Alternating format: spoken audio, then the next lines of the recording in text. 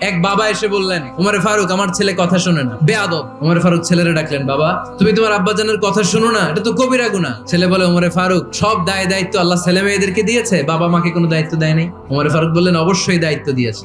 তাহলে বলেন আমার বাবার দায়িত্ব কি? উনি বললেন, প্রাইমারিলি প্রথমত 3 দায়িত্ব। পৃথিবীর প্রতিটি বাবার উচিত ছেলেদের মেয়েদের জন্য ভালো মায়ের ব্যবস্থা করা। 2 নম্বরে সুন্দর তার একটা নাম রেখে দেয়া। 3 নাম্বার তার আল্লাহর কিতাব শিক্ষা দেওয়া। এবার ছেলেকে আমার আব্বা 3টার একটাও করে নাই।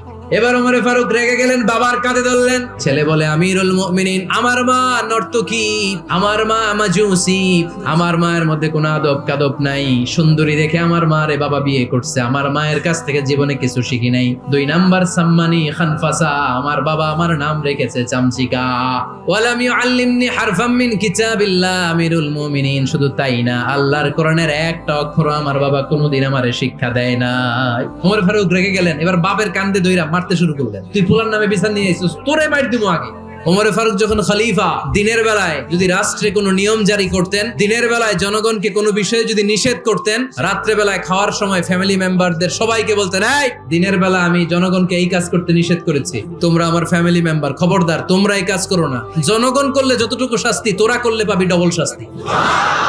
আমাদের নেতারা ওই বাড়ির বিচার করে, ওই বাড়ির মাইয়ার বিচার, ওই বাড়ির পোলার বিচার, নিজের পোলা গাঞ্জা টানে, আসে না নাই?